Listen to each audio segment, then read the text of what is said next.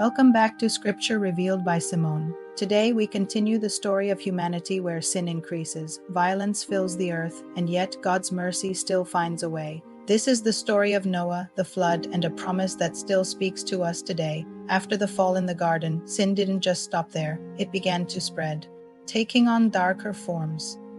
In Genesis chapter 4, we read about the very first murder in human history.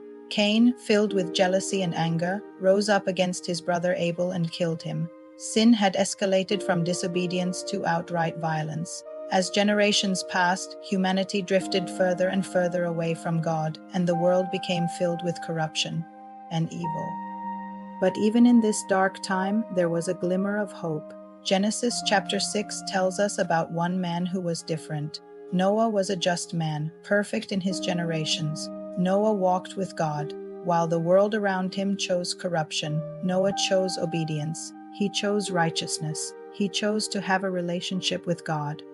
And because of Noah's faith, God gave him a seemingly impossible command. Build an ark. This wasn't just a small boat for a river or a simple shelter from a storm. This was a massive vessel designed to preserve life because a flood was coming to cleanse the entire earth. For years, Noah labored on this ark. Imagine the ridicule he must have faced. People likely mocked him, doubted his sanity, and completely ignored God's warning. But Noah kept building, kept obeying. Then, just as God said, the rain came, the floodwaters rose and covered the earth. Everything outside the ark was lost, but everything inside Noah, his family, and the animals was saved. It's easy to see this story as one of pure judgment, but it's also a profound story of mercy. God was not destroying his creation out of anger, but cleansing it to give humanity a new beginning. After the waters receded, the first thing Noah did was build an altar and worship God. And in response, God made a profound statement. Genesis chapter 8 says, "The Lord said in his heart, I will never again curse the ground for man's sake."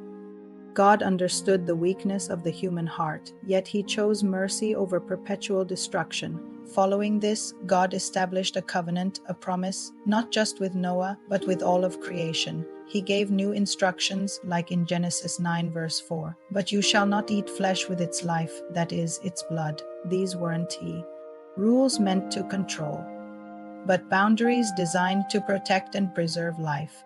And then came the sign of this everlasting promise. As Genesis 9 verse 16 says, "The rainbow shall be in the cloud, and I will look on it to remember the everlasting covenant between God and every living creature." Every time we see a rainbow, it's a beautiful visual reminder that God keeps his promises. This story teaches us that sin always has consequences, but obedience brings protection, and most importantly, God's mercy is far greater than our failures. Like Noah, we are all called to walk with God, even when it's unpopular, difficult, or when no one else seems to understand. Thank you for watching Scripture Revealed by Simone. May this story remind you that even in a broken world, God offers mercy, protection, and new beginnings. In our next video, we'll explore the Tower of Babel and the calling of Abraham, where God begins a brand new chapter in the story of humanity.